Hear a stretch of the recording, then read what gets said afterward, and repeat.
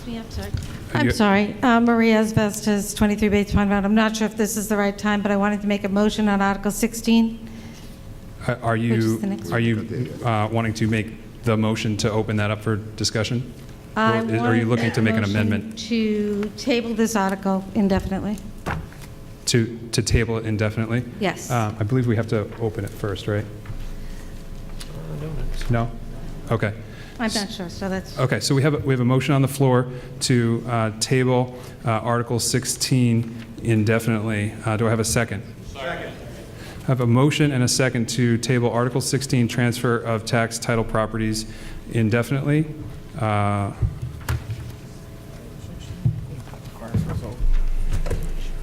no debate. 2/3? Motion to table. Take from the table? No, to lay on the table. Lay on the table? Okay. The motion to table this indefinitely will require a 2/3 vote. We'll attempt a voice vote, or actually, let's, one second. Yeah, why is that? I believe you're allowed to make a statement as to why, but this would not be a debatable motion. So why does it require 2/3 vote? Why does it require a 2/3 vote? Because that's the guidance that we get from Robert's Rules at town meeting time. You're choosing to skip over an item of business, so there has to be considerable agreement with that in order to table it. Okay, can I give a statement as to why I'd like to table it? Sure. Okay. I'd like to table it because I feel that the intent is not very clear on this article. It's unclear. It says general municipal purposes. I'm not sure what that is. Also, what the exact addresses are of the lots that are listed on this article. They're not given. Open for business.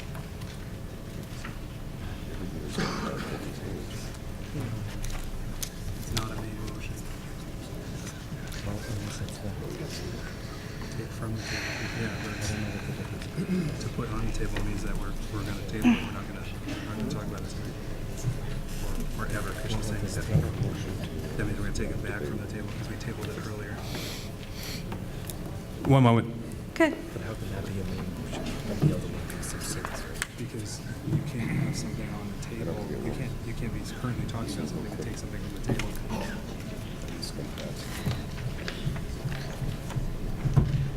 But to lay it on the table, you would have to open it up for. To lay on the table, treat the motion as one to suppress debate and dispose of the question.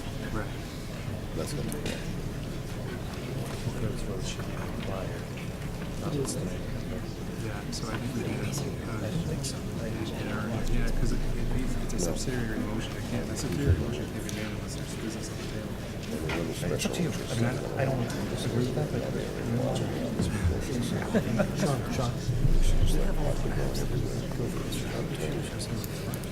Yeah. Right. Okay. Right. So we have made a slight breach of parliamentary procedure here, and we are going to correct that. So the motion to lay on the table is a subsidiary motion, which means that it can only be made while the article is open for debate.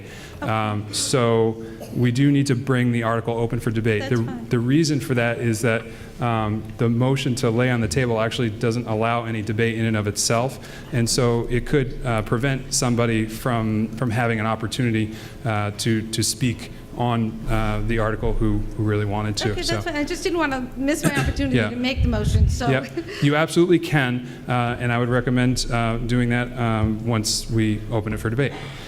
Okay? Thank you. Okay, so with that said, Article 16, transfer of tax title properties. Do I have a motion? Motion to recommend Article 16 as printed on the screen. Second. I have a motion and a second to approve Article 16 as printed on the screen, transfer of tax title properties. This requires a 2/3 vote when we get to that point, and I have no vote from the Board of Selectmen, is that correct? Correct. And the Finance Committee approves this 5-0. So before we get into debate from the floor, I have a presentation from Mr. Will Sinclair. He's here, is he?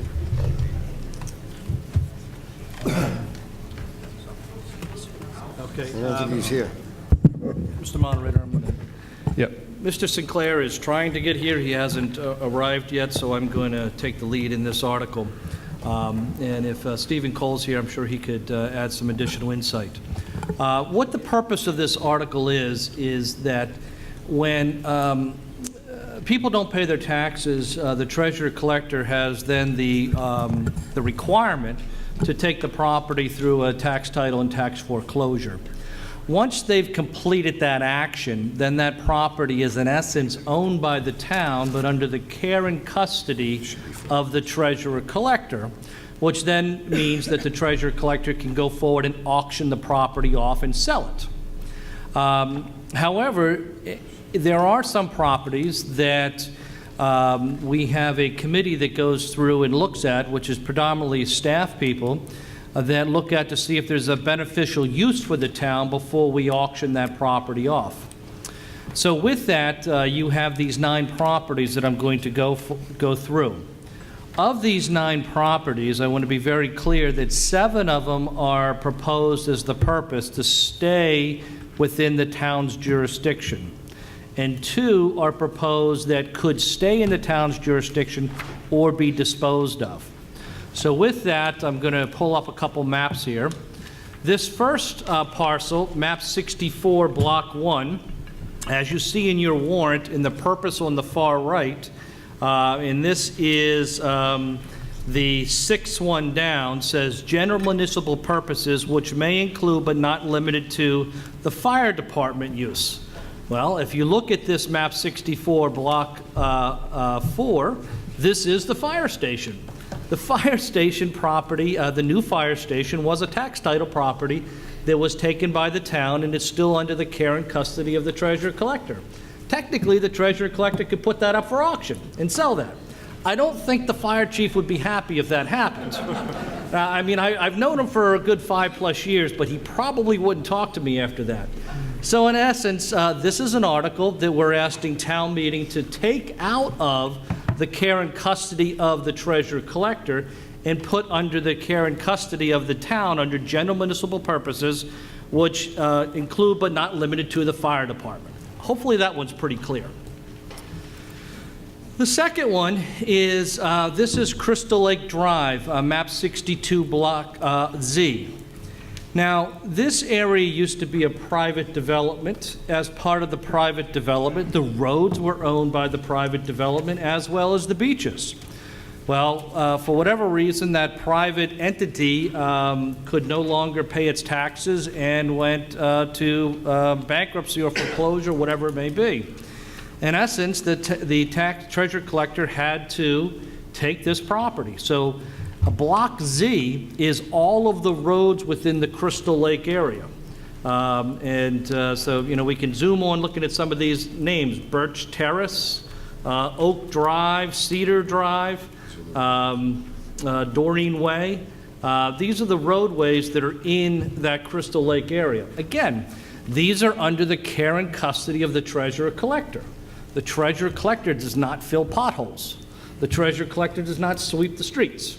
That's done under general municipal government, and that would be why this one is the first item that you see, map 62, lot Z, on your warrant, that says general municipal purposes which may include but not limited to town roads. When we adopt and take these roads over, these then go into the calculations for John Woods, which then means that we have probably an additional half a mile or mile of roadways in the town, which then means our Chapter 90 allocation for state funds go up because we have more roadway miles within the town that are public roads. That's what this parcel is. The next parcel was also in Crystal Lake. I briefly mentioned this before. When the Crystal Lake entity, and again, I don't have the full history of that, went bankrupt, the treasurer collector, because they didn't pay the taxes on the beaches, all 3 of these, were taken by the treasurer collector. The treasurer collector now owns the beaches, if you will, and their care and custody within the Crystal Lake. So on your warrant, blocks 27, 37, and 46, it clearly states general municipal purposes, which include but not limited to beach and recreation. So these 3 parcels would remain as beaches and recreation for the town. Again, I don't know if I can be any clearer on that. Then we get to Bates Pond. And with Bates Pond Road on map 85, we have 3 parcels. Now, I want to be very clear here. 2 of these parcels, the bottom 2, this is a little recreation area, and this is a small little beach, and that is Lot 10 and Lot 81. And it says on your warrant that these are general municipal purposes, which include but not limited to beach and recreation. These 2 would be held for beach and recreation. Again, just like I said in the last slide. However, this slide up here that's not recreation and not beach, block 84, is on page 16 of your warrant. And if you could flip the page over, in that block 84, this is the last one of the 9.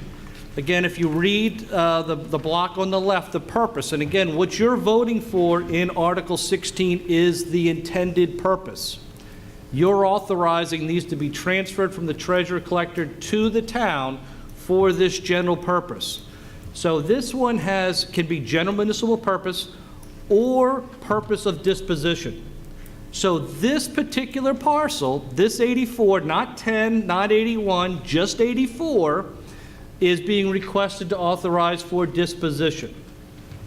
And I'm going to hit the last slide here, which is block 12D, which is the second one from the end on page 16. Again, over on the far right, this says general municipal purpose and purpose of disposition. So only these last 2 parcels are you being asked for to allow the Board of Selectmen to dispose of these properties.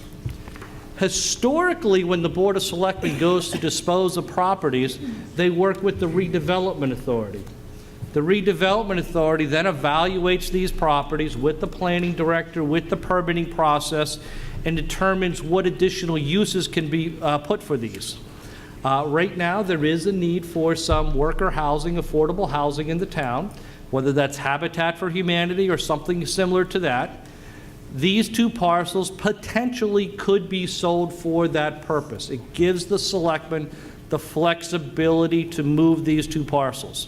Only these 2, not the other 7, not the beaches, not the road, and not the fire station that the land the chief needs for the fire station. So I hope I've made that clear as to what this is. I know there's been a lot of stuff on Facebook and social media about this. But again, what you're voting on, as in the motion, is for the purposes identified in the warrant. Now, the warrant also talks about auction too, but it's based upon the purpose. That's what you're voting on. We cannot sell the beaches, we cannot sell the fire department, we cannot sell the roads, because that's not in the warrant for us voting on tonight. When I say we, the Board of Selectmen could not do that. Thank you, Mr. Menalowski. Mr. Belvin. All right, I'm that Facebook person he's talking about here. So I want to make this clear. The way this is written here, it allows the Board of Selectmen to sell all of these. And when they say the purpose, you have to understand, municipal purpose, the selectmen determine the municipal purpose it is, and they can turn around and say, we don't need it for that municipal purpose anymore, and we can do something else with it. That's in their right. We're giving them that right to do that. Furthermore, some of the wording was missing from the description. General municipal, this is for the beaches, general municipal purposes, which may include, but not be limited to beaches and recreation. They missed the may. They could turn around and say, we don't want to pay to keep it clean or do anything with it, so maybe we want to sell it. gives them that right. They say they're not going to, but it gives them that right. There's some issues with this. I have no problem with the fire station, no problem at all, okay?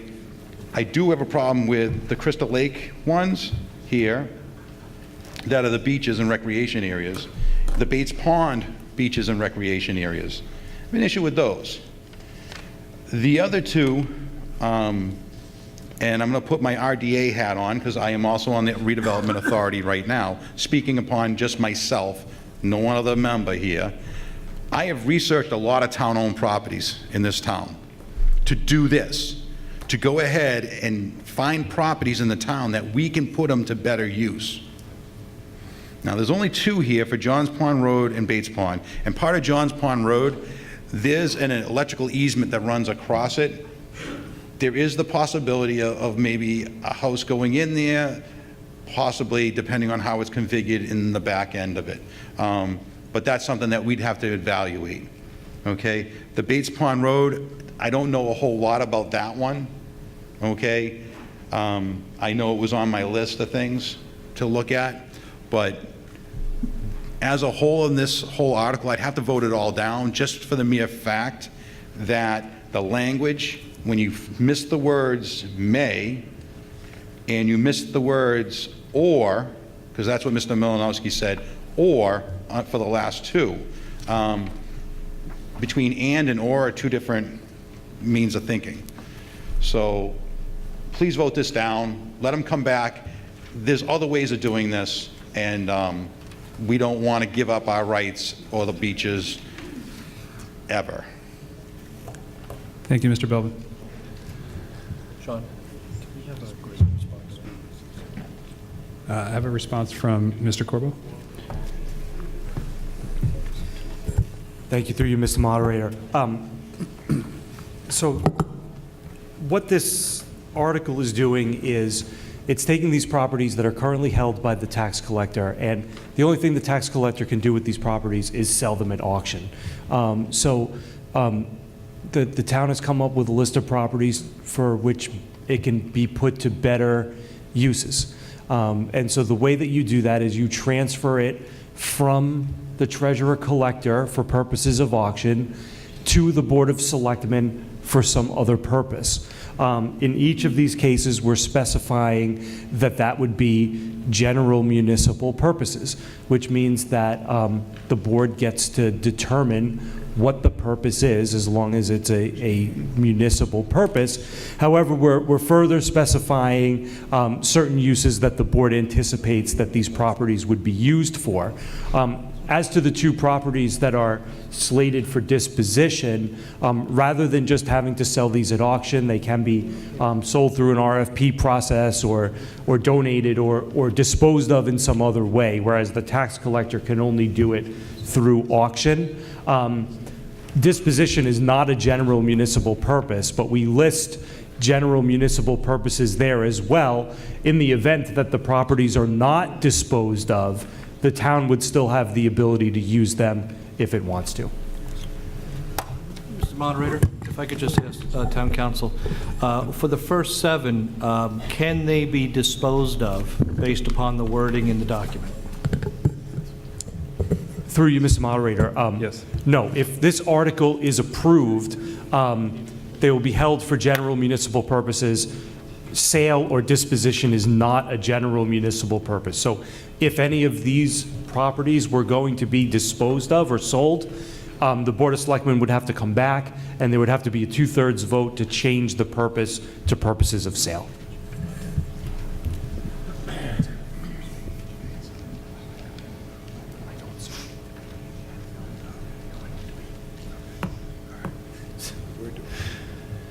On my right.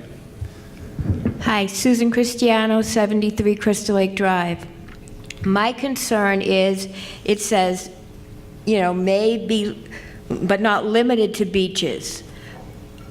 What is our protection that it will stay as a beach? Because in our deeds, it says, and I quote, "Together with the right, in common with all others lawfully entitled thereto, to use all streets and such beaches as may be shown on the foregoing plan and on other plans of Crystal Lake Shores filed with the said deed.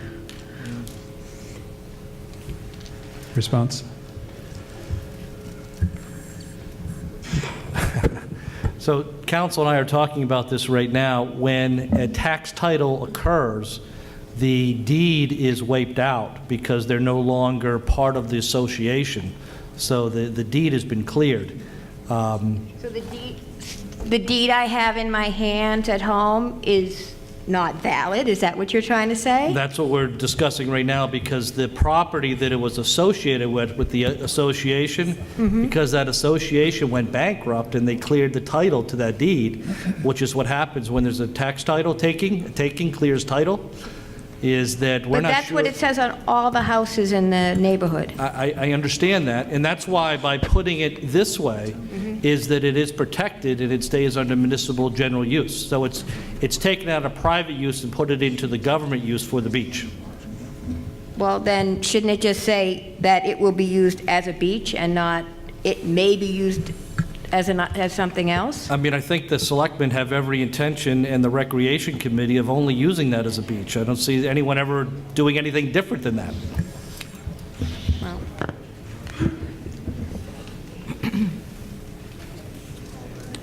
Ms. Hewens? Thank you. I think we should not assume intentions, but actually vote on the article. That's my one point. I have a question. Do we have an assessor in the House?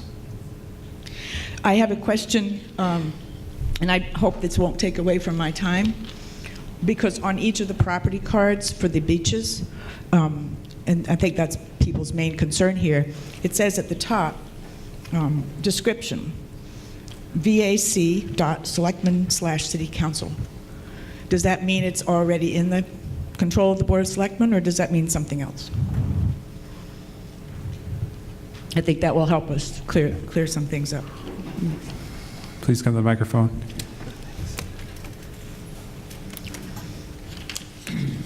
So that's one of the Bates Pond. That's Bates Pond. Oh, Bates Pond.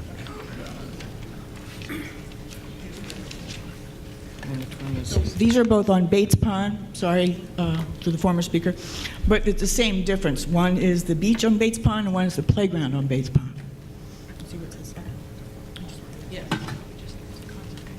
The Department of Revenue Division. Please speak directly into the microphone. Sorry, my name is Ellen Yeah. Blanchard, and I live on Main Street, and I'm a member of the Board of Assessors. All of these properties were originally owned by associations as Mr. Milanowski was saying, they were owned by the associations in these two different areas, Crystal Lake and Bates Pond. What happened, I don't know, I didn't know about bankruptcy, but I did know that they stopped paying their taxes on these properties. So this is just a code that the Department of Revenue issues when a property, and it's assigned by the assessors to the property because it's non-taxable. It's because the treasurer took it for non-payment of taxes, and so it belonged to the town. It's vacant land, and it's a very broad description that the Department of Revenue sets for this the class, which is a 930, and that is vacant land under the auspices of the town, basically. That's what it means. So Thank you. So does it belong to the Board of Selectmen currently? It belongs to the town. I know that's pretty vague, Does but that mean the treasurer's office? no, it never belongs to the treasurer's office. It belongs to the town. That's what's being said. Not by She you. is the custodian of the account, of the property, of keeping track of the payments that were or were not made.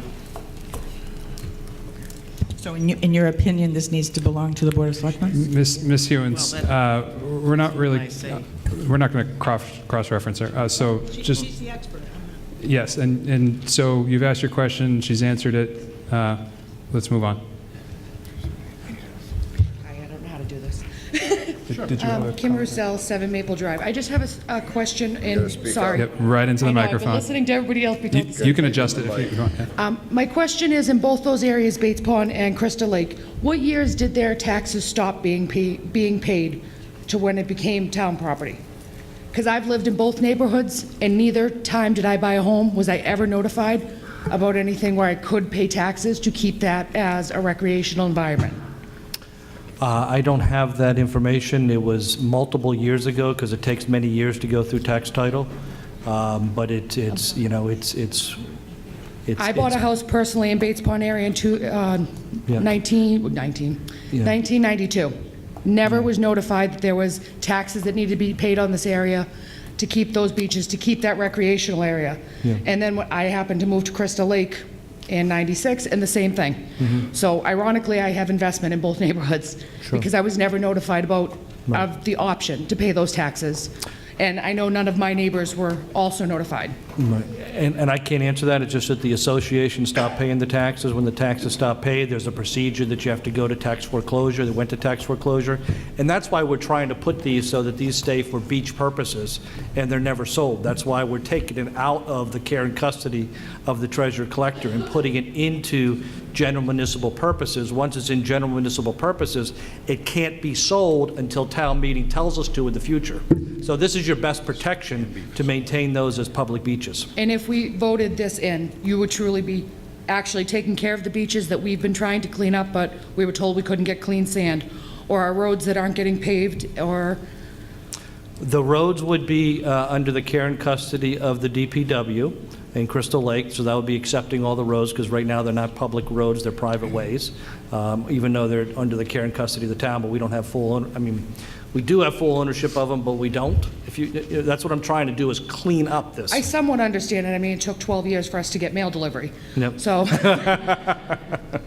so I'm kind of understanding, Yep. but I think it just seems like it's a little bit of this and that at the same time. It's yours, but it's not, and it's... Yeah.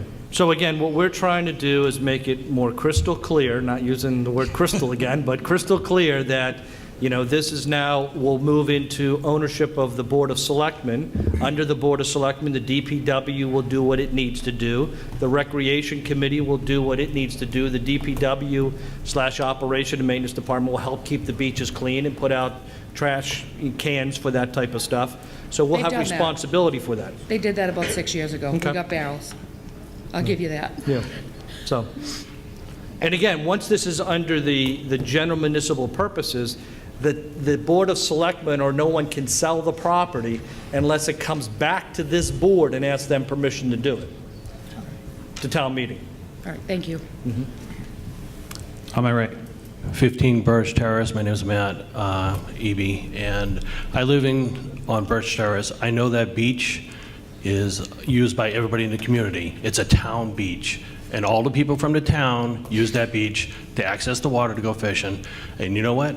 If you turn this over, you vote for this, they're going to turn it around and they can sell it and build a house there. So I say vote it down, or you're going to lose access and your rights to the beaches there.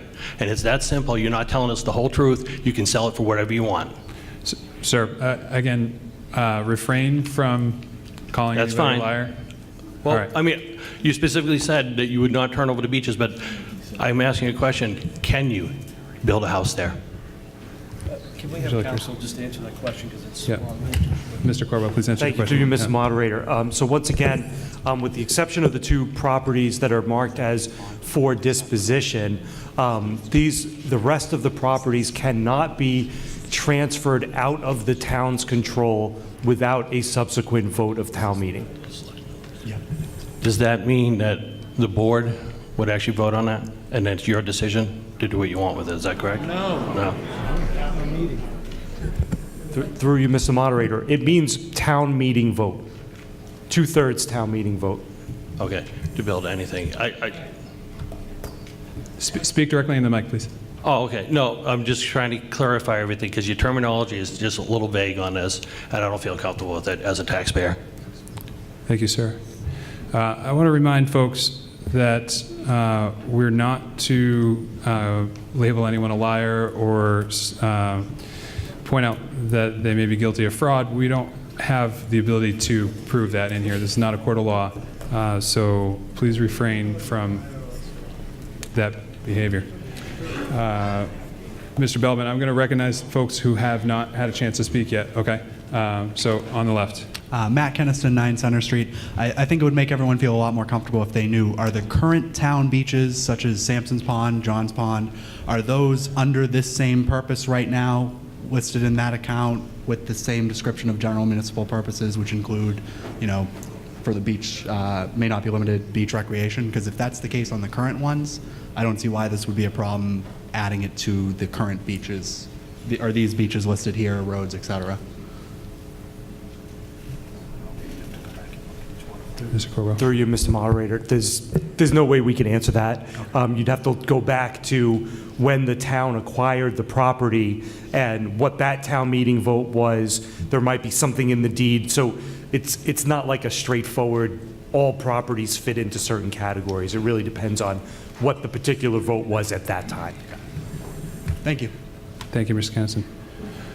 In the middle, Mr. Harriman. Bill Harriman, 55 Home Street, Carver. Just a yes or no question. Those properties, could the treasurer collector right now dispose of them without our authority tonight? Yes. Okay. So we're protecting them more than we are right now. In other words, whoever the treasurer collector is could dispose of those tomorrow morning without any authority, without us. Now we're protecting them a little bit. I think we're protecting them a lot, but if you don't trust the Board of Selectmen, or the Select Board, I guess we should call it now. If you don't trust the Select Board, I think we all have a big problem, but that's just my thought. Thank you, Mr. Harriman. Has everyone who wanted to speak once spoken? We have 2 people that want to speak for their second time. Do I have a motion to the mic?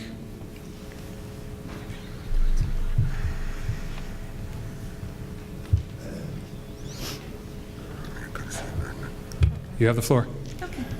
Okay.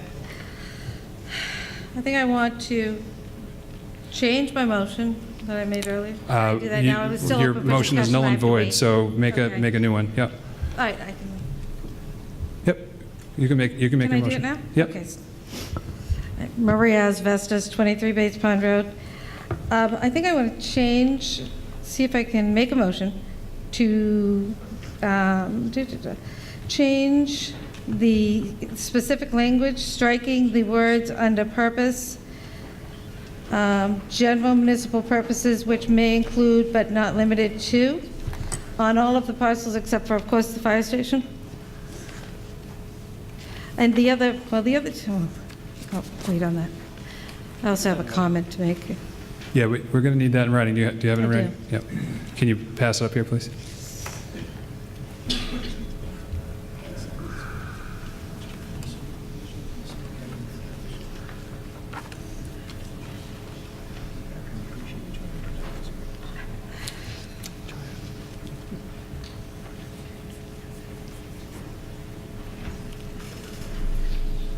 So basically, you're saying that for all the items except for the fire station, you want to strike the language "general municipal purposes," which may include but not be limited to, and leave just town roads, beach recreation, beach recreation, beach recreation, and so on.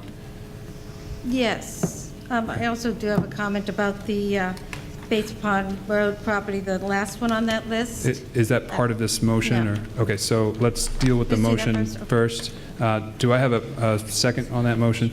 Second. Second.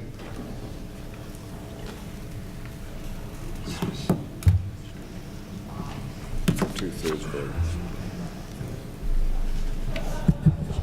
Point of clarification to the motion maker, Mr. Moderator. Does this also relate to the 2 that are marked for disposition? Because the language on those is a little bit different.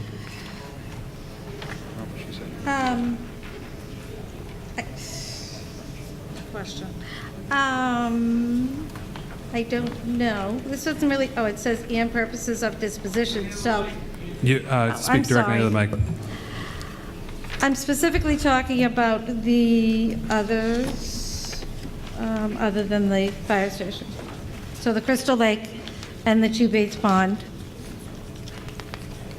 So it does not apply to Johns Pond Road or, map 12, Johns Pond Road, and map 85, Bates Pond Road. The last 2 items in the table.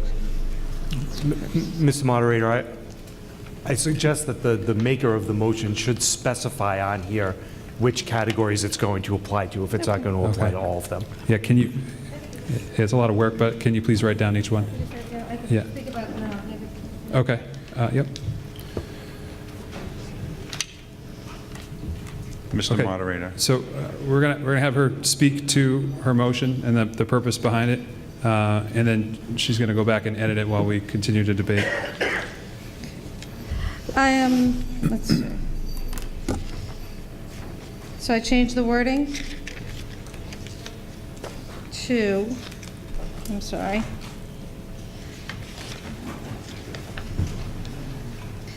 Okay.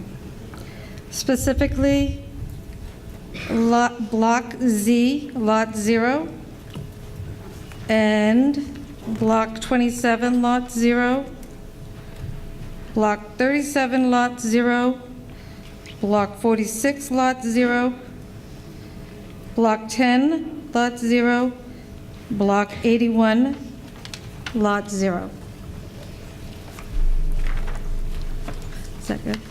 Okay, and do you have any commentary on the purpose behind your amendment? The purpose is that basically that's what they are. They should state exactly what they are, and they are beach and park and so forth. And I think they should stay what they are, whether it's town roads, beach and recreation.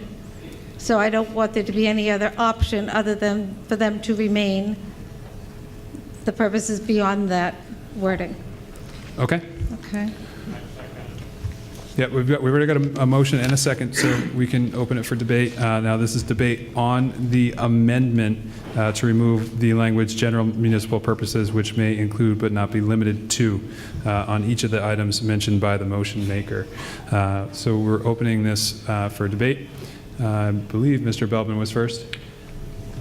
I don't have a problem with that, this motion here. I would rather see something else put in here where there's a clear conservation restriction placed on these parcels. Mr. Belbin, Yes. the motion is with regards to removing this language, so all Right. commentary would have to be based on removing the language. Right, and that's what I'm saying, is I'd like to, I'm for it, the removal of language, but I'd also like to see something in relation of a restriction for conservation. The first one on 62Z, that's the roads. I don't think that one should be part of this. So Mr. Belbin, if you want to discuss additional restrictions, there would have to be a amendment on that. Okay. All right. Do you want to make an amendment or no? No, okay.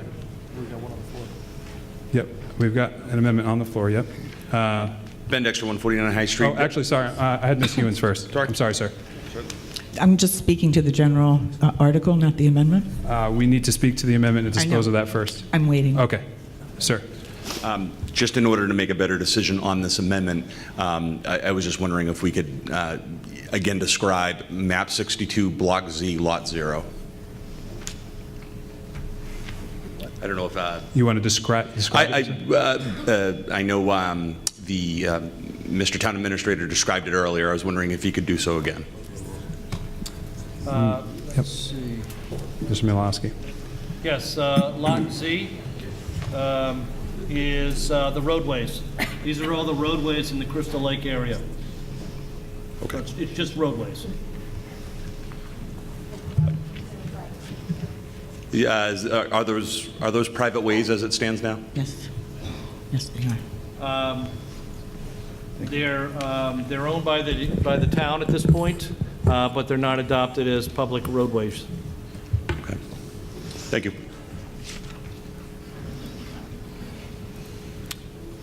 Do we have anyone else to speak on the amendment? Are you here to speak on the amendment? Ms. Hewens, you're not. Okay. So text of this here. Do you want to take a final look at this?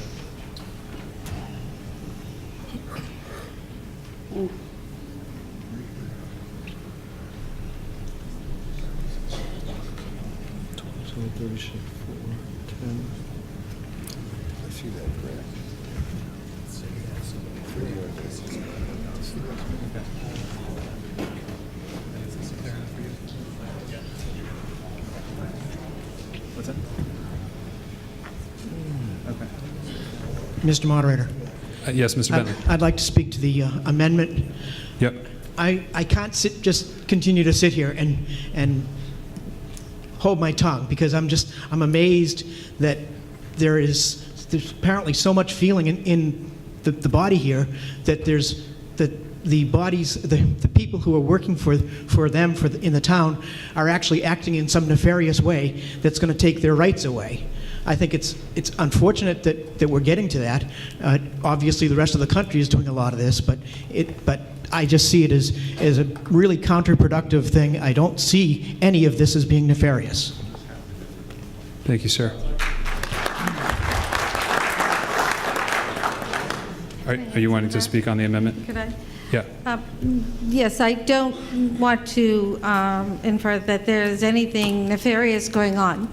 I just wanted to make sure, clearly state that those purposes remain what they are now. So I didn't mean to state or, indicate in any way that I felt there was anything nefarious going on. I just wanted to make sure they remain the purposes that they are now. Sure. Thank you. Thank you. And I agree. I'm not thinking that anybody is doing anything that they're not supposed to. But these are recreation areas, and they are for the whole town, not just Bates Pond and Crystal Lake. And we do want to make sure that these properties are kept that way. There is a park in Bates Pond that a lot of money was put into, and there's still money in the fund. And we'd like to move forward this summer and possibly make that so that meets the handicap requirements. There's room in there, and there's also room for a park. And there's no reason that beach can't be made handicap accessible. And we want to secure that we're not going to lose those rights. It's not that we don't trust the town, but things happen. Thank you, sir.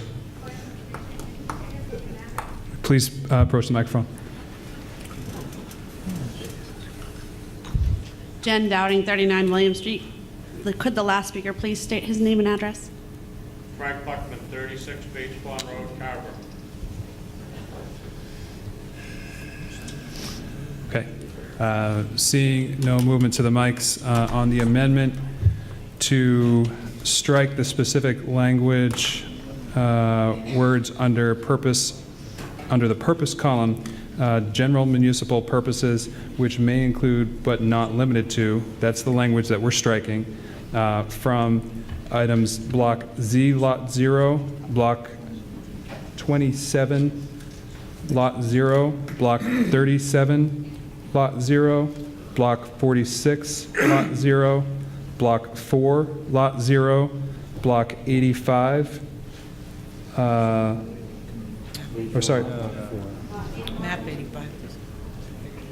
Well, we have, It's not. it's written as Block 4, Lot 0 in here.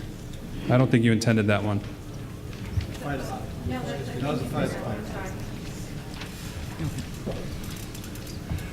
So going back to 46, Lot 0, and then the next one from there would be 85, Lot 10, and then 81, Lot 0. Map 85, Block 81, Lot 0.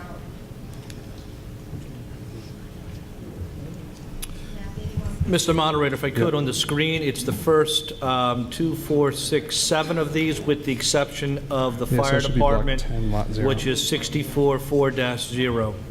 So it's the ones that have the town roads and the You're beach good. recreation, those are the ones. Yeah. Okay. So I'm going to read those once again, just because we had a couple errors there. So Block Z, Lot 0, Block 27, Lot 0, Block 37, Lot 0, Block 46, Lot 0, Block 10, Lot 0, and Block 81, Lot 0. So on the motion to amend, this requires a majority vote. All those in favor? Aye. All those opposed? No. We're going to go to a hand count. So tellers, please come forward.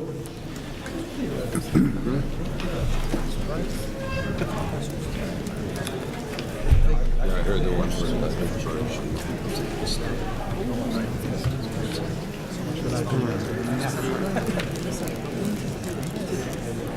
No, I knew this was going to get contentious.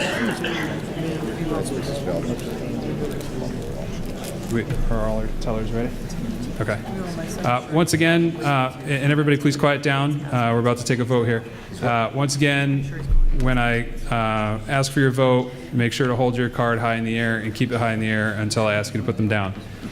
So again, majority vote on the amendment. All those in favor?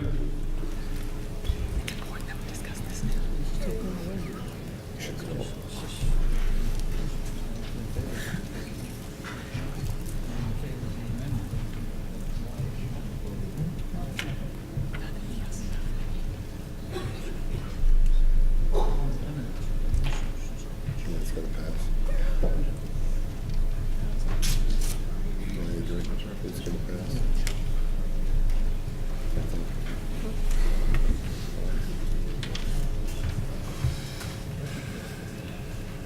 You got all votes in?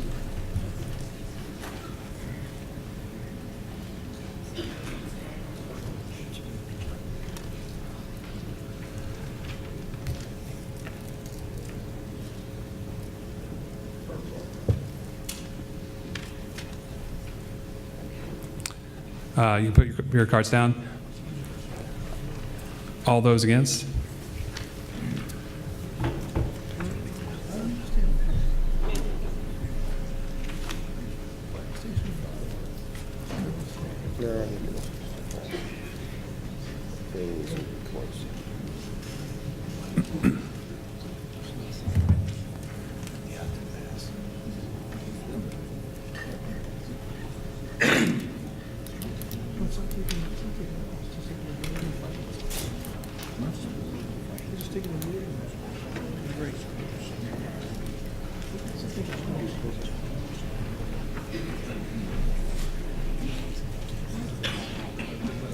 Drugs. You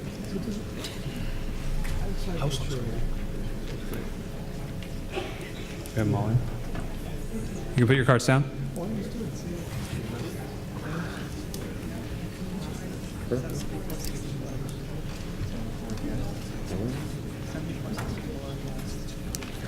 Pass. The amendment passes, 74 yes, 64 no. So back to the main motion to move the town to transfer the properties identified in Article 16 of the warrant from the treasurer tax collector for the purposes of sale at auction to the Board of Selectmen for the purposes identified in the warrant. Any further discussion? Ms. Hewens? Thank you. Just 2 points of clarification. The selectmen didn't actually take a vote on this article, just so you know. And the other one is another point of clarification. My understanding is that for years and years, the town used to come to town meeting and ask permission for, I'm thinking of Crystal Lake Drive in particular, we would raise an appropriate $15,000 for private ways, which included places like Crystal Lake neighborhood. Because in order for the town to make it an accepted way, accepted ways are generally 25-foot layouts, and you actually can't do that in a neighborhood like Crystal Lake because it would go through people's yards. So I just wanted to understand and make sure people understood whether or not this is actually making it an accepted way, which is traditionally done by the planning board, or if it's not, then what is it that we're doing with the roadways in these neighborhoods? Do we have someone to field that question? No. No. Yes. Lorraine Reagan, 20 Oak Drive. I have an amendment just to clarify that, and I have a copy.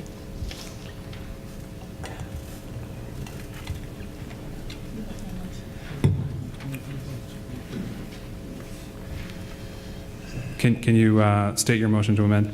Yes.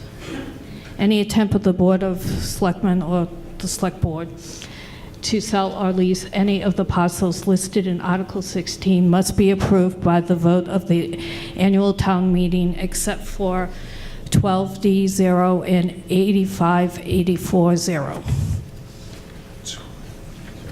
Thank you. I think that's going to be an improper motion.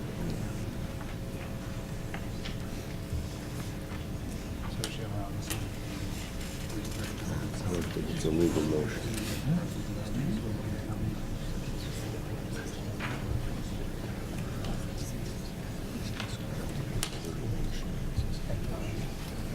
Can't give it back to the citizens.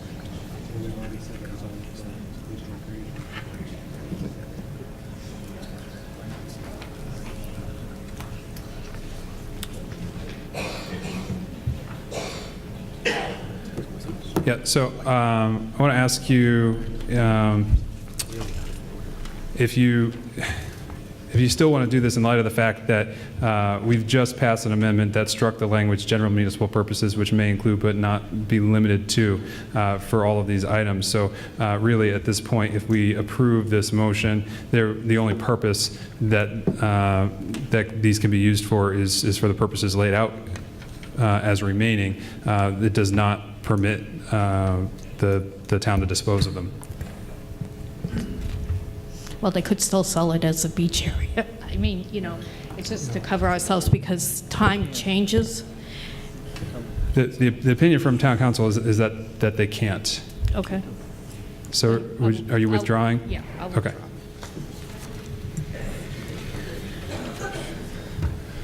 Sir. Hi, Jason Greenwood, 11 Main.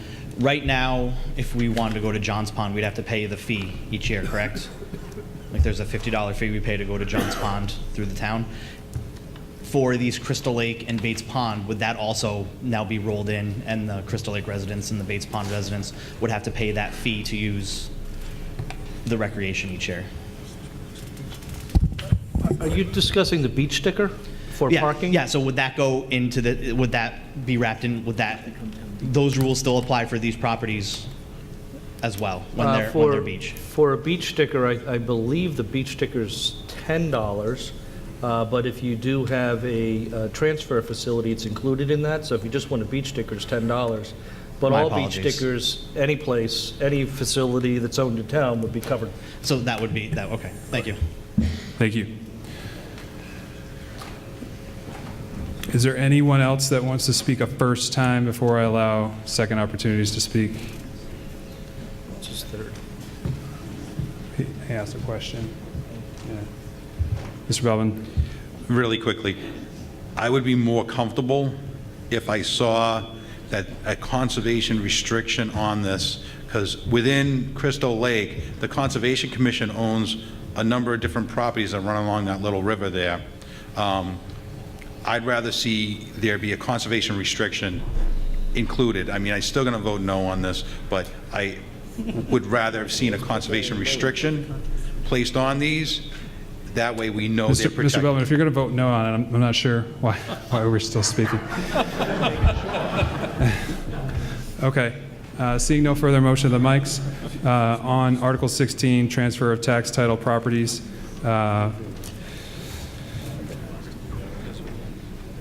on the motion to move that the town vote to transfer the properties identified in Article 16 of the warrant from the treasurer collector for the purposes of sale at auction of the Board of Selectmen for the purposes identified in the warrant and as amended. This requires a 2/3 vote. So all those in favor? Aye. All those opposed? No. The motion carries with a 2/3 vote.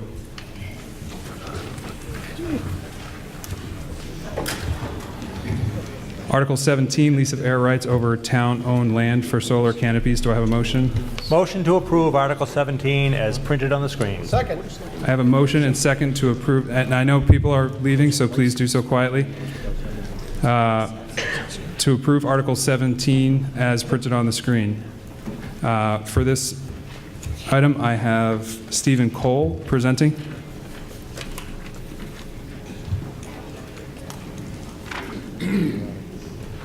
Mr. Cole, I'm going to ask you kindly to keep your remarks as brief as possible so that we can try to get maybe this done tonight. Gladly, sir.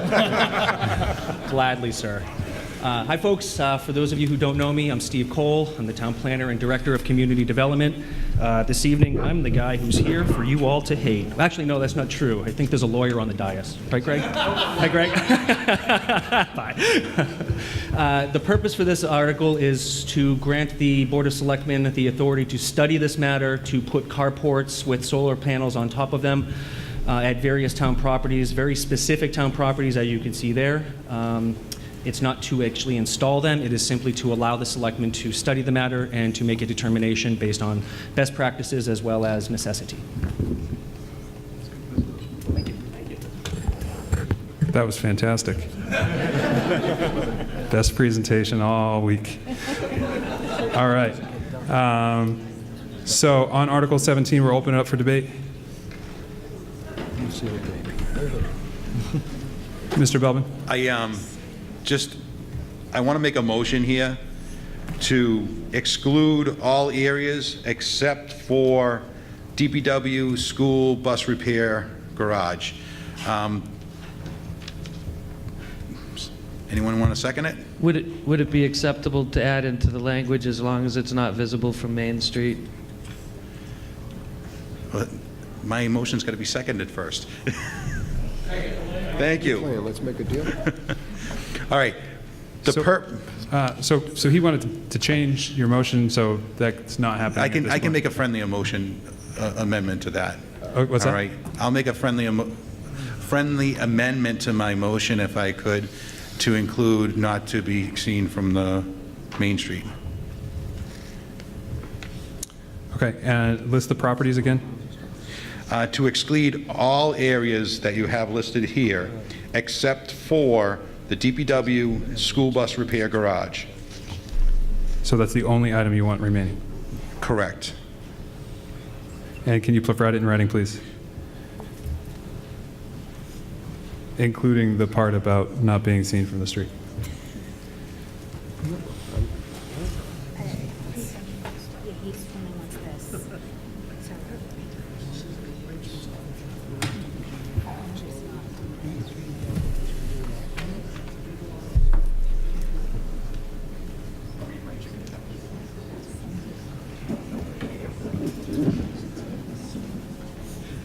School.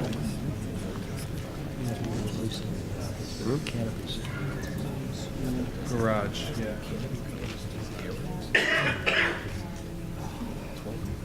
So, Mr. Bell, is it not to be on Main Street or not to be seen from Main Street? Not to be seen from Main Street. As long as they're not visible from Main Street, yeah? Okay. Just clarify that, please.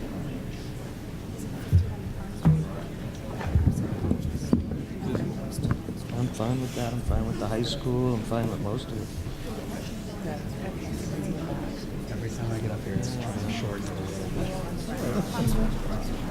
Main Street's probably Visible. I think you're... Okay, so the motion, the amendment is to strike all of the other properties except for DPW school bus repair garage and to maintain that they will not be visible from Main Street. This requires a majority vote. Do I have any further discussion on the amendment? Matt Keniston, 9 Center Street.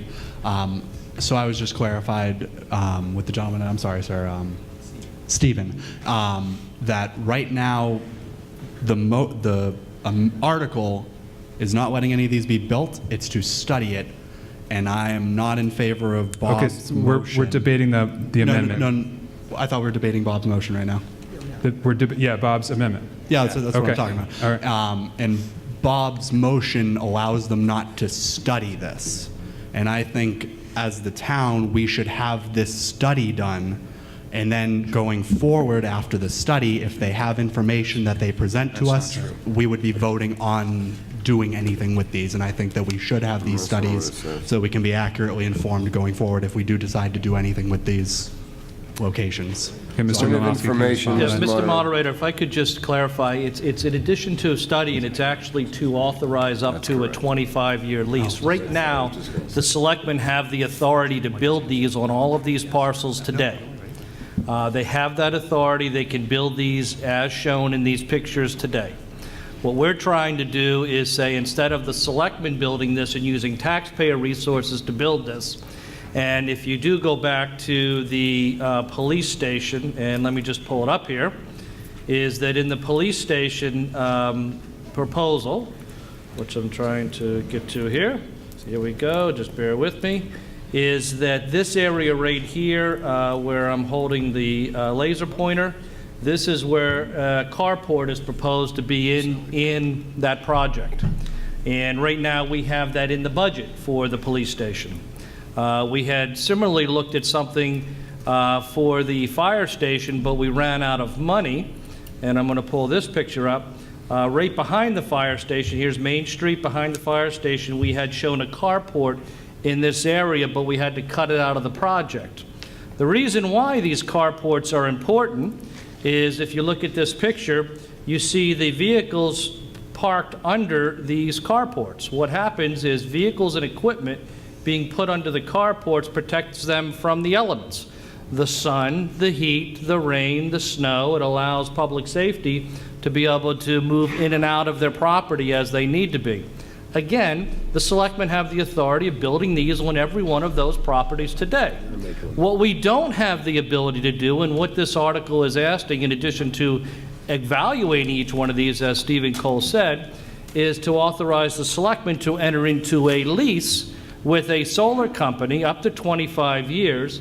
And with that, the solar company would then pay for building this structure, and they would then have the air right lease for the solar canopy over top of these vehicles at no or minimum cost to the town.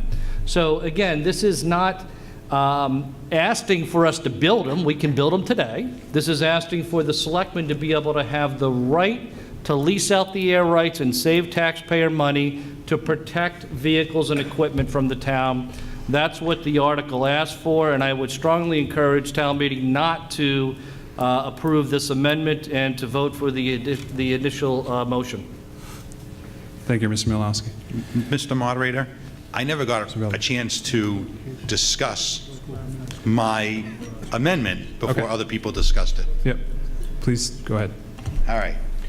My purpose to exclude these ones here is to start small and work from there.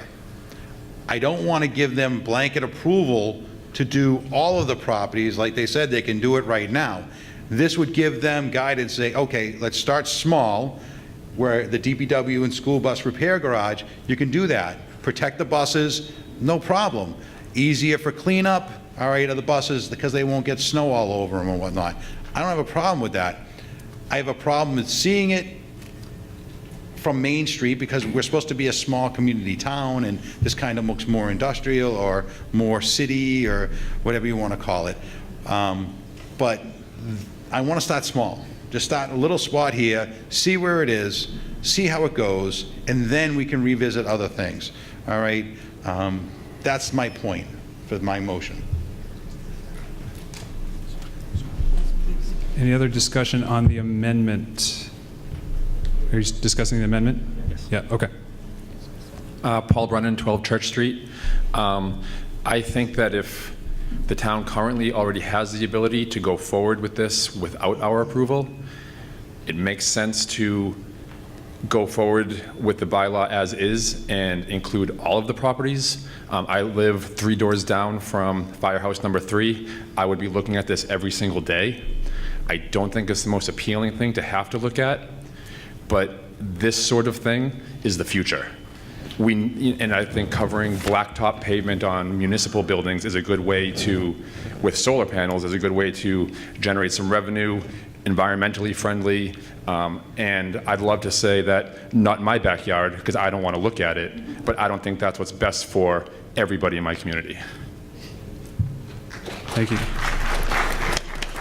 Ms. Nowen, I believe? Yeah. Okay. Gail Nowen, 15 Old Main Street.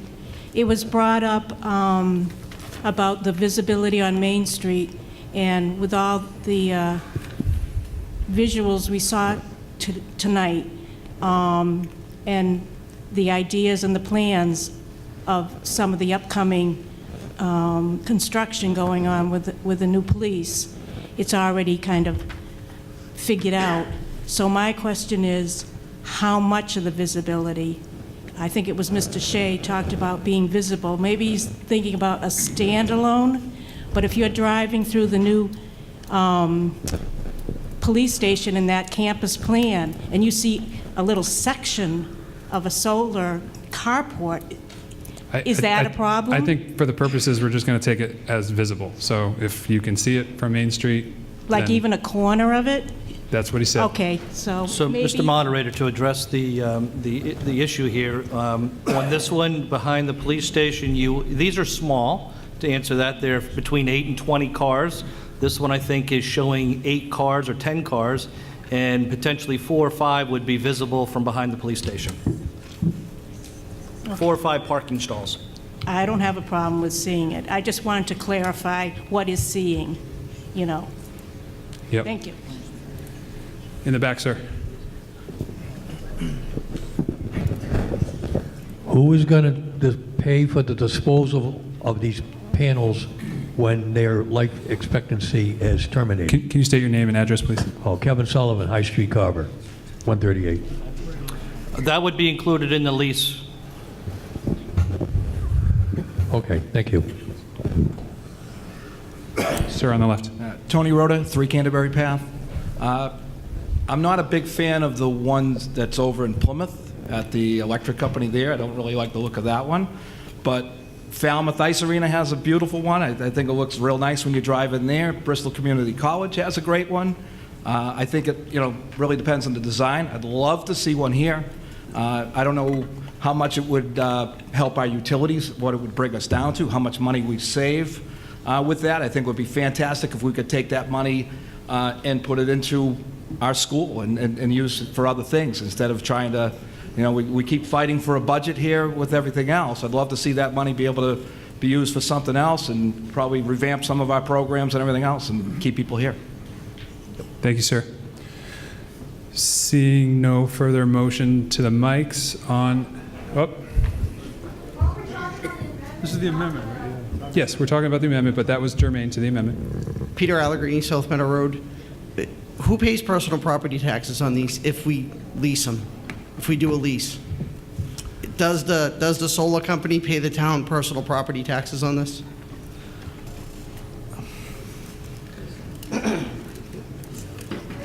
Yeah, these are... It's a valid question. Yeah, no. They would be paying a lease for the property. The town would be receiving some revenue for the air rights in there. What I can't answer you point blank today until we do some more research is that lease rent would cover... No, I can answer your question because we have it with the North Carver landfill, is that we have an agreement with them that they're using town property and they're making us a payment for that. This would be just the air rights, so they're not leasing the land structure. They're just leasing the air rights and paying for the structure. So they're paying for the structure, and they'd be paying us a lease rent. The lease rent would include some type of a tax payment. But they're fixed to the ground. Correct, for air rights, yes. So we should get personal property tax from them. We will get something, yes. Okay. Yes. So there's another revenue stream. Right, and again, just to emphasize that, I mean, the purpose here is, as I showed with the new police station, we already have that in the budget to build one. But don't you want us to have somebody else pay for it versus you? And that's what we're trying to do, is to have someone else pay for it by leasing them out for 25 years, and then in addition to that, hopefully get a little bit of additional lease revenue to offset some of the taxes or to pay for reduced electricity costs. That's the goal. That's what we're trying to do.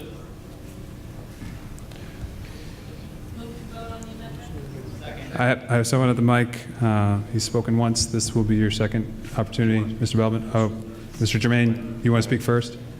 He made a motion and then spoke. Finance Committee voted in favor of this, and one of the comments that I made, and I was the guy that made the comment, was I didn't want to see this everywhere I looked.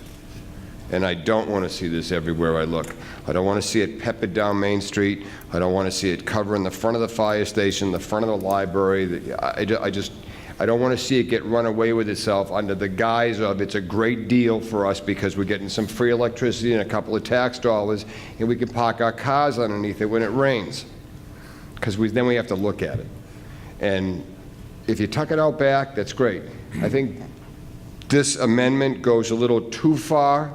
I'd like to see a compromise where there's a public hearing, if it's going to be in the center of town, so that some of the residents get to do some input as to, do you like it or you don't? We do this with solar in a bog. It's a public hearing before it's approved. Why wouldn't we do something similar in the center of town? Thank you. Mr. Belvin. I'll withdraw my motion as long as there's a public hearing associated with these projects, because I don't think there will be a public hearing on them. Okay, so let's go ahead, and you're going to withdraw the amendment? So I'll withdraw my amendment. There's a Okay. caveat. Okay. But you're going to have to make another amendment to do the other part. So let's just, in the interest of time. I just want a friendly agreement between here to Board of Selectmen that there will be a public hearing before any of these are built. Yeah, without getting a motion. That would have to be another amendment. I don't want to take any more time. Okay, so I won't withdraw my motion. Let's vote on that. Mr. Moderator, if I could, one of the things the selectmen put in here, which I think will address some of these concerns, is in the first sentence, it says, to see if the town will vote to transfer to the Board of Selectmen in consultation with the planning board. So each one of these will be in consultation with the planning board. So I think from Mr. Belbin's point is there will be some additional review, and that'll be done in consultation with the planning board before any of these are done. Just to be clear, building these structures do not require a public hearing today, but this additional qualifying language that the selectmen put in here does put an additional checks and balance and public notice in there. I understand that. I just want to make sure that the public has a right to speak during these meetings. That's right. And they would. Okay, so are you withdrawing? I'll withdraw mine. The amendment has been withdrawn. So back to the main motion, main motion on the lease of air rights over town-owned land for solar canopies. Mr. Shea.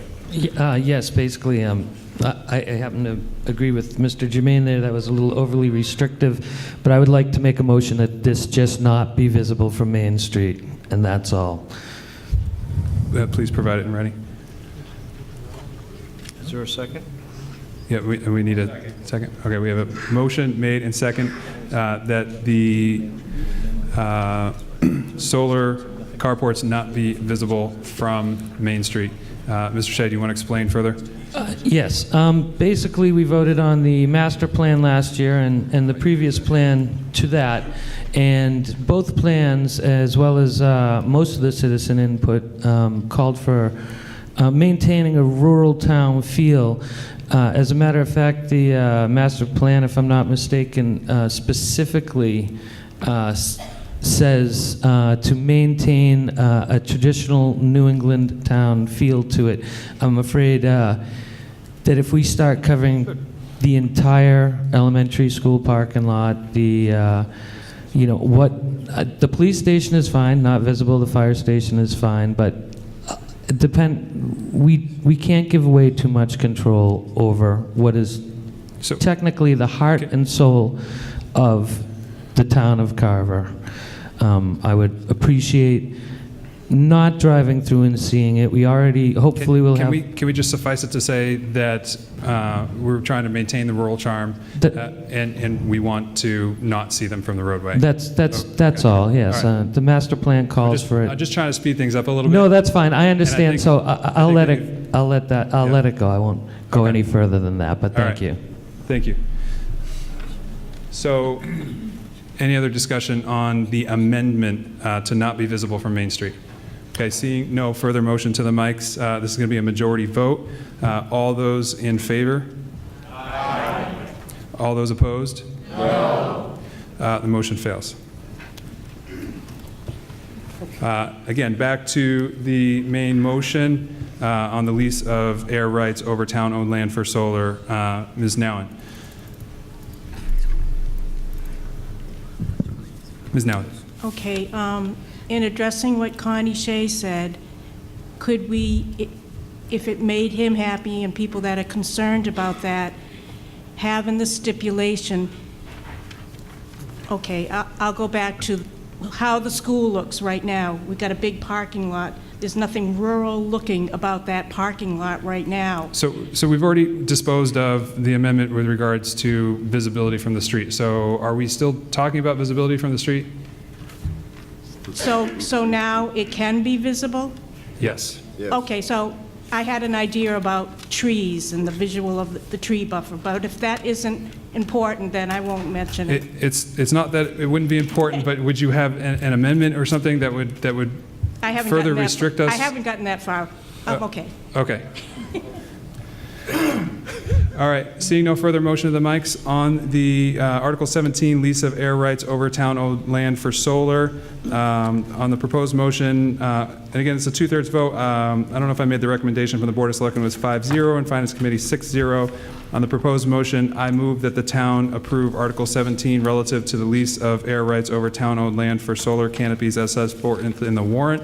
2/3 vote. All those in favor? Aye. All those opposed? No. Motion carries 2/3 vote. And in case folks haven't noticed, I'm going to try to speed things along a little bit here. We still want to hear from you, right? My goal is not to cut anybody off. I'm not in anybody's back pocket trying to silence you guys or anything. But we've got a lot of business to do and not a lot of time to do it in. So I urge you, please, to make your point succinctly and quickly. Do not elaborate a lot on it.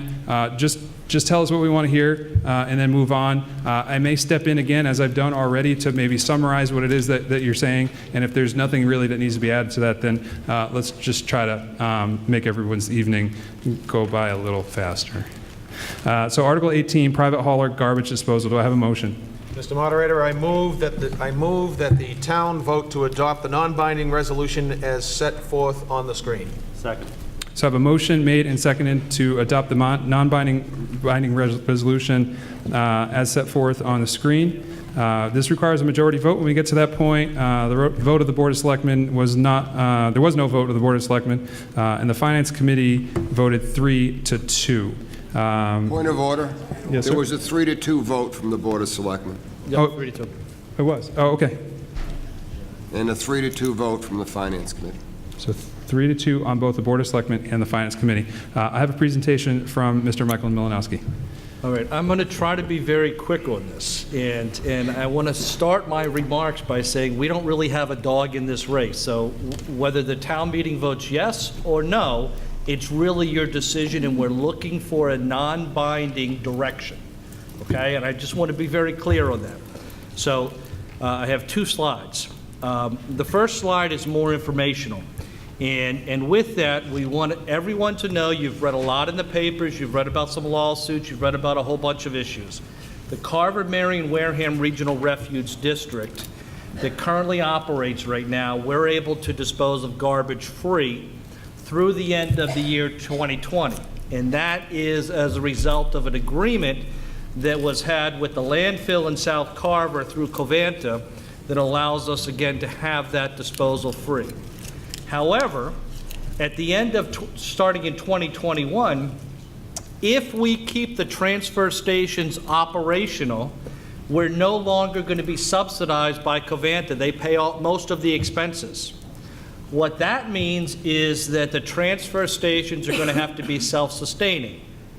That includes paying taxes, it includes hiring staff, paying benefits, paying for the equipment, paying for the upkeep of the equipment, and paying for the disposal cost of both recycling and garbage. That is going to result into increased fees. Again, this is ending. It's going to happen for the transfer facilities.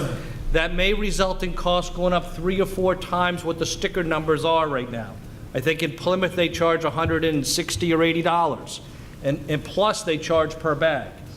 That is happening. It's outside of our control. The landfill is filling up, and again, this is notice that this is happening. Now, how does this affect you, and how does this affect Article 18? As part of the Covanta landfill is that many people, most of the people in town, have private pickup. Whether it's Howland, which is now bought up by Waste Management, or ABC, or Plymouth Rock, or whatever the groups are, you have your own private disposal. They come by generally once a week. You pay them on a monthly or quarterly basis. And they take your garbage, and they take your recycling, and they dispose of it. However, they're getting a reduced rate to dispose of it. That reduced rate's going to go away at the end of 2020. They're going to increase your rates. Your rates are going to go up. I don't know what they are. We have no control what they are. This is a private enterprise with multiple people that you're dealing with.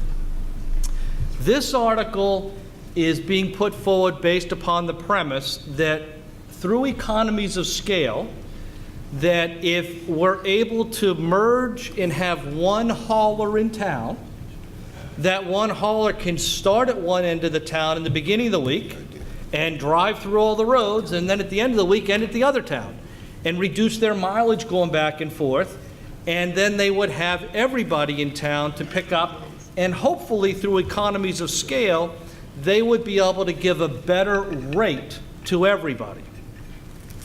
That's the premise. Now, what does a yes vote mean? I'm going to focus on the italics part in here first.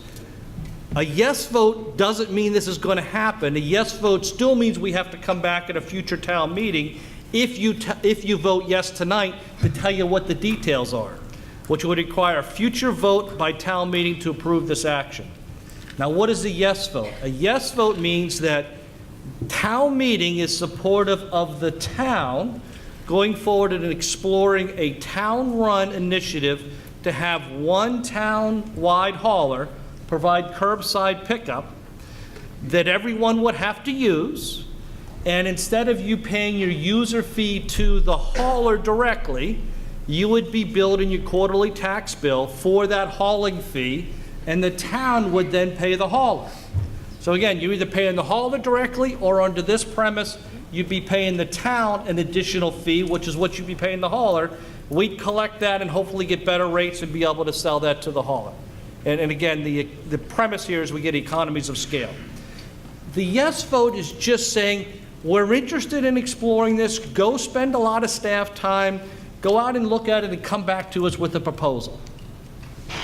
Now, as we know, Carver tends to have a little bit of libertarian component to it, and everybody wants to do their own thing, and that's why you have 5 private haulers. A no vote says, you know what? We know the prices may go up, but you know what? We want to maintain control of our 5 different haulers. We don't want you in the business of trash hauling. We want to go out and negotiate the rate with one of the 5. You've given us notice that the rates are going to go up in 2021, but we still want to do it our way, so stay out of our business. And if you vote no, that's great. That means it's less work that we have to do to go out and study this. If you vote yes, that means, okay, we're interested and we want to explore it, but we still get to vote again. And that's why I said we don't have a dog in this race. We're telling you change is happening. We believe rates are going to go up. We know rates are going to go up. We're asking your direction. Do you want us to look at a town-wide service with one hauler, or do you want to continue doing it the way you've done it before? That's all this is. Can we go to vote? Yeah.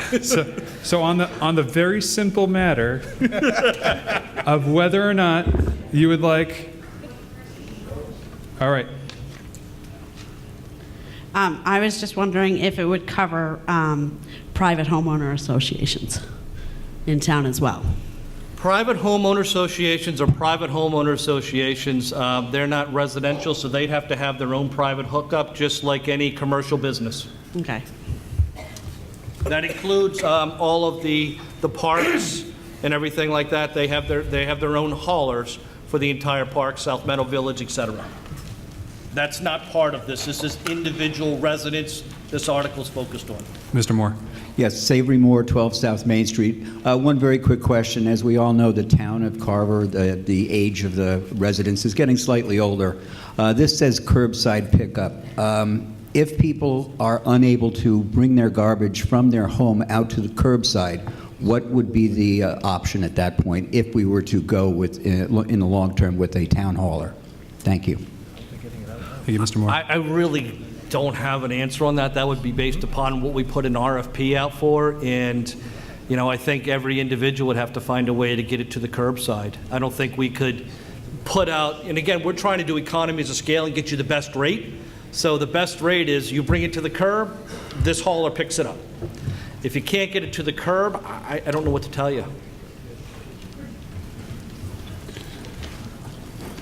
Seeing no further motion. Oh.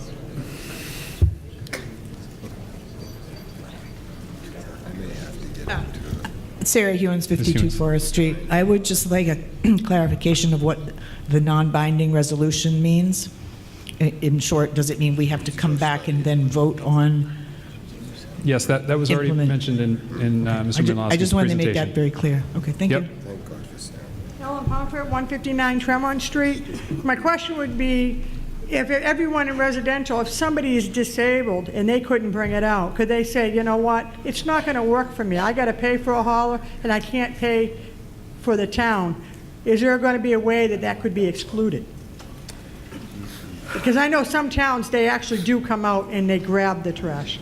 Yeah, we would try to work out some opt-out, but I can't answer that question now because I don't know. Yeah, but in the study, could that be included in the study? We put it in the study. We put it in the study. Put it in the Okay, study. put it in the study. Thank you. Sir, in the middle.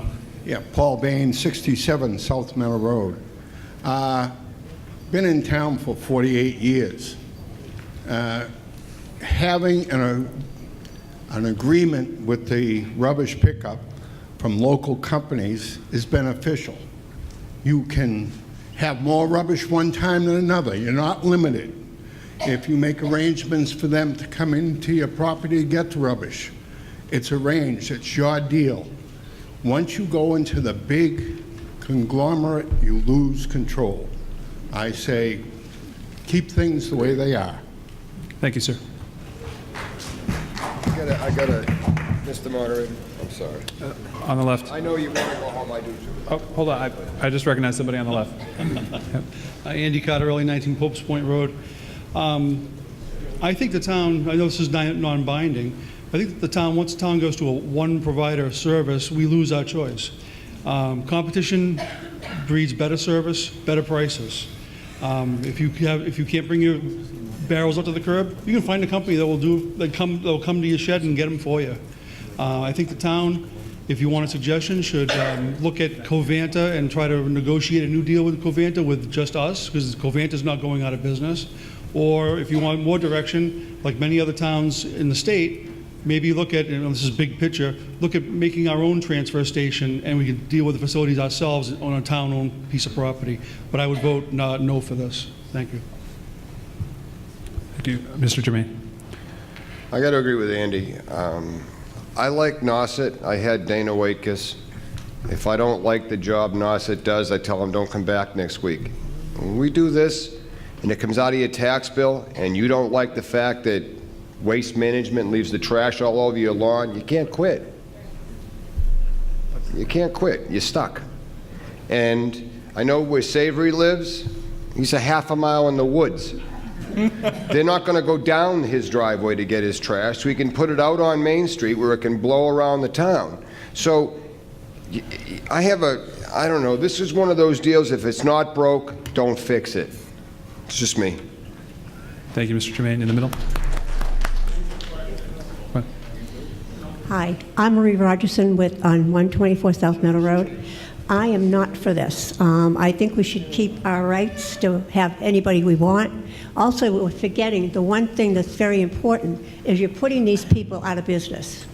So they're losing their control of their money. They'll have no money. They'll be out of jobs. They'll be out of their business where they try to build for a long time. So we're forgetting about that. And we don't want to see them out of business, and we don't want to see people losing their jobs. That's all. Thank you. On the right. John Cotter, 24 Johns Pond Road. I just think that this is something we need to look at. The decision on whether you're going to go with one hauler is when the analysis comes back and it tells us there is savings, there isn't savings, the service is what you want or it's not what you want. And then when we see all this information, if the town chooses it's not worth doing, going forward with, then we do it. But I think seeing the information, having the analysis done, makes sense. Thank you, sir. Hi, Donna Marie Forand. I lived in Plymouth when they converted over to the town doing it, and it was a nightmare. And it also put a lot more stress on the employees because they had to figure out a procedure, which they never had one, and it was not very easy for the town of Plymouth. Move the question. Seeing no further motion to the mics, on Article 18, private hauler garbage disposal, on the motion that the town vote to adopt the non-binding resolution set forth in Article 18 on the warrant. This requires a majority vote. All those in favor? Aye. All those opposed? No. We'll go to a hand count on that. Actually, let's do this real quickly. So let's just have all those in favor raise a card in the air. Quickly. Okay, put them down. All those opposed, put a card in the air. Okay, the motion fails. Thank you. That was for you, Mike. I know. Okay, on to Article 19. Article 19 to adopt the Stretch Energy Code. Do I have a motion? Make a motion to adopt the Stretch Energy Code as displayed on the screen. Second. I have a motion and a second to adopt the Stretch Energy Code as displayed on the screen. This will require a majority vote when we get to it. The recommendation by the Board of Selectmen was 3-2, and the Finance Committee 3-1. I have a presenter, Mr. Alan Germain. Can I use the podium? Yes. This won't take more than an hour and a half, maybe 2 tops. Don't worry. Seriously, you have 2 minutes. You set the thing? Just call the question right now. I'm okay with that. Call it. All in favor? We can go home early. Couple of big things with this is there's been some misinformation. We were tasked with this, and I would have liked it to have been a joint operation with the planning board, because the finance committee is getting into building codes. And as the deeper we dug into it, the closer the current energy code is to the proposed stretch code. Now, I know this has come before town meeting a few times in the past, and it's gone down like the Titanic. So, but since then, it's the distance between the 2 codes has gotten very close together. There's $170,000 in initial grant money for the town for energy savings in municipal buildings. So it could be town hall LED lighting, it could be stuff at the high school, it could be, you know, anything energy related. Additions, and this is right out of the 2017 Stretch Energy Code, additions, renovations, and repairs to residential or commercial buildings are not applicable. That's a new change. The original stretch code required that additions and renovations had to meet the stretch code. That's been changed, so it does not. That's not part of that. The base energy code is updated approximately every 3 years. The stretch energy code must be updated periodically in order to maintain the stretch. When the stretch energy code was first adopted, it was characterized as adopting the next version of the base energy code, which is exactly how it turned out. So, given the fact that the governor would like us to be 100% energy efficient by 2000, whatever it is, and stop burning all sorts of whatever it is we burn too much of, which I personally think will never happen, but we are moving more towards solar, as was evidenced tonight with the canopies and so forth. People are building new houses. They want those houses to be tight. So now we get into costs, and I'm going to be real quick about this because I know that this is one of these things that you just glaze over. single-family home propane heat, which is real common in this town, propane heat, oil heat, and some areas of Carver natural gas heat. If you build a brand-new 2,500 square foot house, this is based in Worcester, this is the latest ones, the additional cost to build that house in the stretch code compliance is about $980. I can go sit down now. There's $1,626 in utility rebates. The actual cost about $2,600 additional to build that house, so your net cost. If you did that with oil heat, about $2,418 out of pocket, and the biggest reason that that's the number is because the high energy efficient oil furnaces are now using European technology, which they've been using forever, but it uses outdoor temperature modulation. The equipment's very much more expensive. We still only see a $1,593 rebate back from Mass Save, but your initial cost is over $4,000, so out of pocket's about $2,400. Electric heat pump, for those that could take advantage of that, the initial cost is $2,300 to install it. Energy rebates are almost $5,000. The net cost is a credit of $2,500. So you get an energy efficient house in the stretch code and a $2,500 rebate to boot. So the savings in adopting the stretch code, and I'm not a builder, we went hunting for builders. I know that Mark Townsend tried to find builders. We tried to find some pro and con. We see a lot more of the current codes tightening up. So we couldn't find anybody that loved it, and we couldn't find anybody that hated it.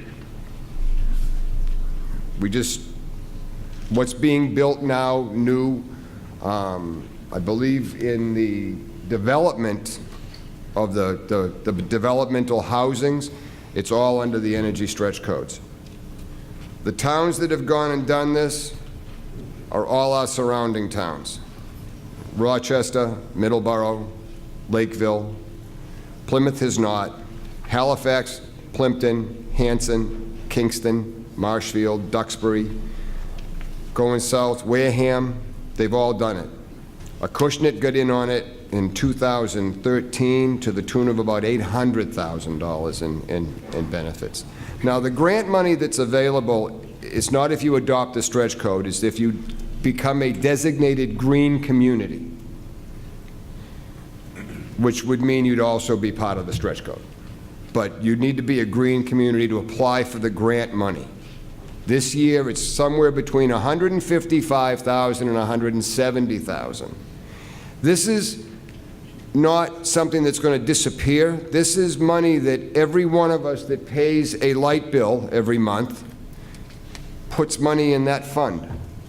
A little piece of our light bill goes in that account. And that's what comes back in the form of the grant monies. So we're providing the surrounding cities and towns that are taking advantage of this with a piece of this action. We're paying into it, getting nothing out of it. So that's pretty much it in a nutshell. I'd like to see this become a green community only from the standpoint of it'd be good for the town financially. It'll save us some money because it'll give us the upgrades to cut our light bill. We're looking to do that with some canopy solar. We're looking to do that with some additional efficient ways to heat and cool. This is just the next step. And I honestly, truly, I know that Bill Duggan hates this, but I honestly and truly believe that whether we want the stretch code or not, this is what's coming. So as the energy codes get a little bit tighter, we're going to wind up with the stretch codes, or we're going to be very, very close to them. It's not a doomsday prophecy. It's just that I think that's the direction we're heading in. This also allows us, I know that Middleborough's got a couple of electric cars. It allows for some grant money for electric charging stations. I think that that's, oh, and if you, real quick, if you're a green community, you do not have to buy electric fire engines. They don't have those yet. But the day may very well come where there may be electric school buses. And that's not a terrible idea if it comes along with grant money to furnish them. Do I see an electric police car in our future? No, I don't, because emergency vehicles are exempt. So aren't the highway vehicles. So this is just part of an overall big picture when you look at what we spend a year on our light bill and what we give Eversource, who certainly is not broke. And Ellen, you know. it's just new construction. This is, and that, I said that, it's just new construction. It does not apply to renovations, does not apply to additions. So, any questions? Good. Thank you. Okay, let's open it up for debate. No, don't. Don't listen to him. All right, on the right. Debbie Marshall-Hewlett for Brewster Ave. I think this would be really, really positive for our community to do this. You just heard that all the surrounding towns, not all of them, almost all of them, are now green communities. I work in the environmental field. I'm hearing every year about another town that's become a green community, that's received, you know, $100,000 or more for grant money. Money given to the town, money that doesn't have to come out of our taxes, or that we're already paying a portion to taxes and helping out all the surrounding towns. I think this is really positive. I'm definitely going to vote yes for this. I would encourage you to do so and get Carver to be at least the first step to being a green community. Let's come into the future. We're here for, you know, we're stewards of the town and of this Commonwealth. We want our children and our grandchildren. It's going to be greener as we go into the future. So I commend you all for having this on here, and I think we should support this. Thank you. Very quickly, I'm sorry if I may, Mr. Moderator. As of November 27, 2018, 250 communities out of 318 in the state have joined us. So for us to sit back and say, no, we're going to hold out to the very end, if anything that the state gets this much involvement in, sooner or later becomes those that didn't join, guess what? You joined anyway. Except now there's no more grant money. So I think that that's ultimately the end result. So. Ms. Forens.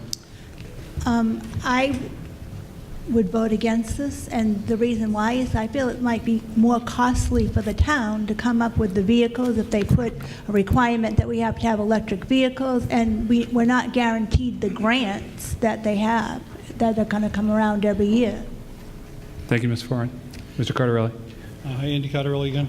Mr. Milanowski was right about one thing. In this town, there is a kind of a libertarian streak that goes through a lot of us. I've been involved in town government one way or another, either whether it be out, commenting on something or being involved here in the school committee or the finance committee for a long time. The very first thing I spoke on in this town was this, the Green Communities Act, to be a green community. In all that time, we've been hearing the same thing, that sooner or later, the building code is going to be the exact same thing as the Green Communities Act, and they haven't been. All right, so they're getting closer, I'm sure. But I would rather have the choice if I want to build something of my own, and now it's back to only being new construction. But I would rather have my own choice as an American to build my house the way I want to build it. And anybody with half a brain in their head is going to do it, get something, but by the materials that are as efficient as possible. But one of the other things that people don't realize is that once we get approved for this, what's to say the state can't just say, well, you know, now we're going to go back to additions now. And now we're going to go back to something else, dormers or whatever in your house. You know, so I mean, I'm all for, you know, not polluting the planet, but I'm also for, as an American, keeping my rights as an individual. Thank you, Mr. Cardarelli. Seeing no further... Point of order, Mr. Moderator. No disrespect to Andy. I guess I left this part out. This body can vote us into the Green Communities Act, and this body can vote us out of the Green Communities Act. So we get in, and the state gets too heavy-handed, the next town meeting, we're out.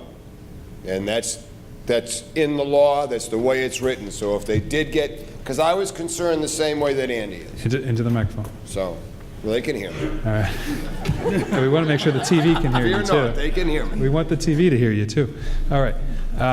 So seeing no further motion of the mic, on Article 19 to adopt the Stretch Energy Code, on the proposed motion that the town vote to adopt the Stretch Energy Code set forth in the State Building Code at 780 CMR 115AA, as it may be amended from time to time to amend the town's general bylaws by adding a new section titled Stretch Energy Code as set forth in Article 16 of the warrant, which requires a majority vote. 19.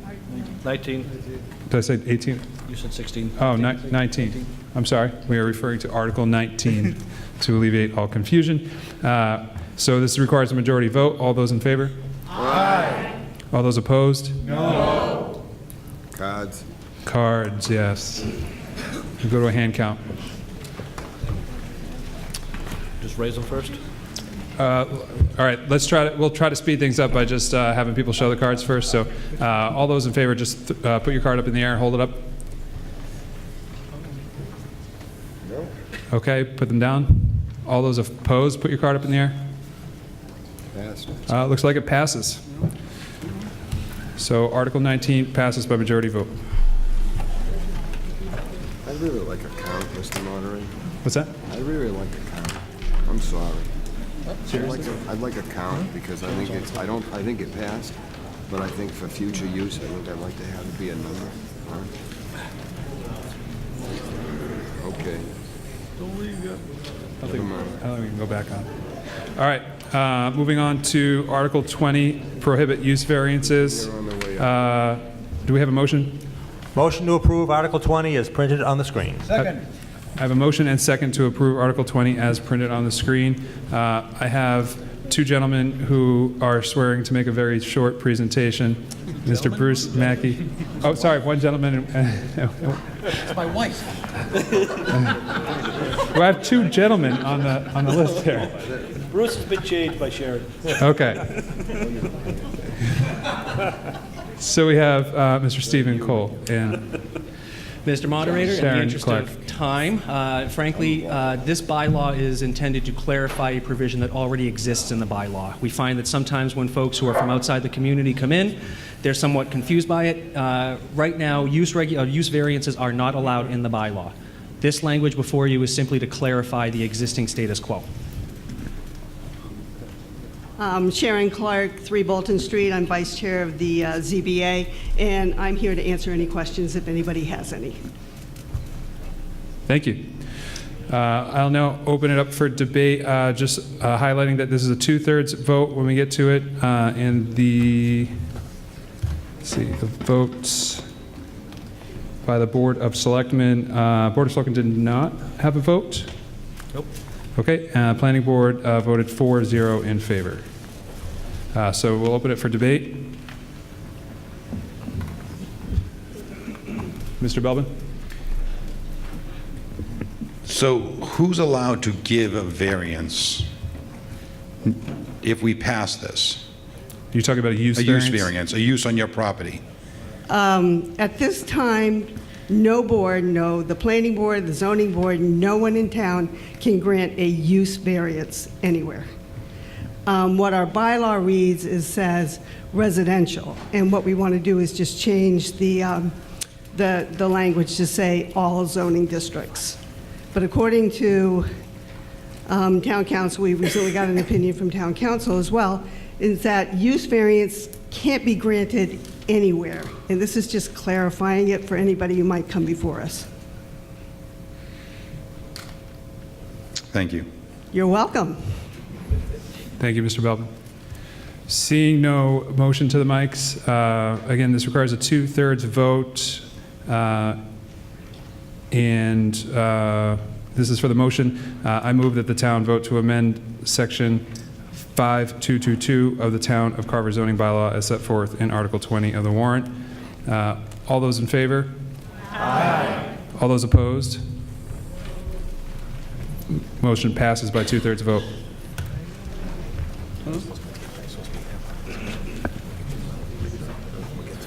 Article 21, clarify craftsmen and tradesmen. Again, I have speakers Mr. Cole and Ms. Clark. Motion to approve Article 21 as printed on the screen. Second. I have a motion made and seconded on Article 21, clarify craftsmen and tradesmen, so we'll move on to the presentation. Mr. Moderator and town meeting members, this also is intended to clarify language as it appears in the zoning bylaws. At the very back of the book is the definitions. You can see all we're simply doing is removing the word "et cetera."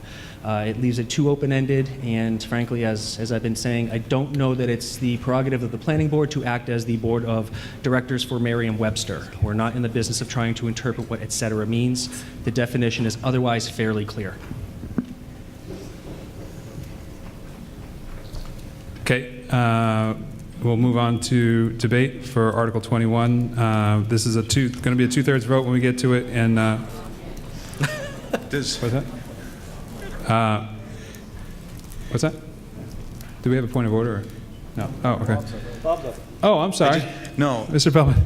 So I just want to make it clear that a craftsman and tradesman is going to be limited here to what's up there. There is no ambiguity now. This is it. No one, so like a tattoo or body art or a barber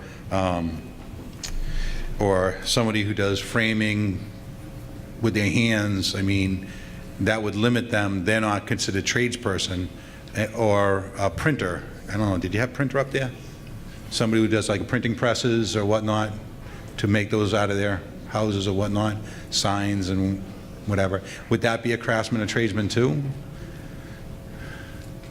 Mr. Belbin, as the definition says, it's someone who operates a retail or service provided by a worker who practices a trade or handicraft, one who creates or performs with skill or dexterity, especially in the manual arts.